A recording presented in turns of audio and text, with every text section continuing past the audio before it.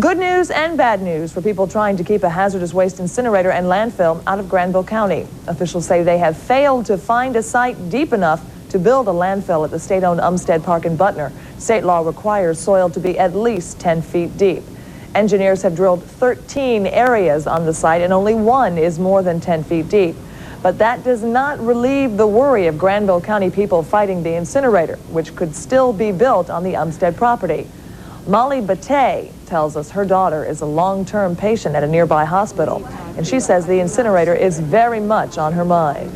I have a horror of this thing being put there. My daughter happens to have nightmares about burning, about being cremated, and a lot of her paranoia and fears are things that are very far-fetched until I heard of this incinerator. Batey is one of 65 Granville County people in court today for trespassing. Last month, the group formed a human barrier between the Umstead farm in Butner and engineers who were trying to test the site for its landfill suitability. Dale Cardwell shows us their day in court. You are looking at 65 people who could go to jail for the first time in their lives. They are doctors, farmers, housewives, Granville Countyans from all walks of life, now facing time for trespassing. Did you ever think you could be arrested? Well, I didn't until they decided to take my house and my land, and I'm a widow, and I figured it worth going to jail for.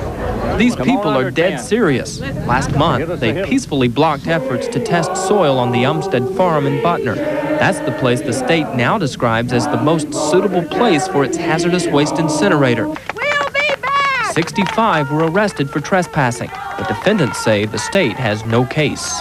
I think we have a perfect right to be where we were. It was state land, wasn't it? I'm a member of the state. I pay taxes.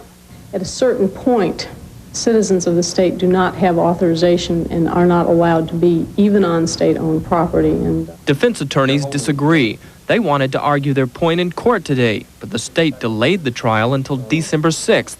That made these working people pretty mad. It's a shame. It's a real shame. So everyone is free until December 6th. Free, as one person told us, to trespass again, if that's what it takes to defeat the incinerator in Granville County. Dale Cardwell, WRAL TV5 News, Oxford. If they are convicted in December, the defendants face a maximum of 30 days in jail and a $200 fine. A North Carolina judge is charging a member of the Hazardous Waste Management Commission with conflict of interest. In a hearing before the State Board of Ethics, Judge Preston Cornelius said Commission member Truman Kaler works for a company that's a big waste producer and owns municipal bonds in several North Carolina counties. The judge believes those factors could influence choices made as a hazardous waste commissioner. There's a potential conflict here. Whether or not there's in fact an actual conflict or not, there's a potential conflict. And the facts would justify you finding that, and I think you would have to ask that he not remain on that commission, or that steps be taken to assure that that condition did not continue to exist. Mr. Kaler has no conflict of interest in serving on the Hazardous Waste Management Board, actual, apparent, potential, or otherwise. I would urge this board to reject emphatically Judge Cornelius' contentions. The Ethics Committee made a recommendation to the governor today and expects an answer within a few days.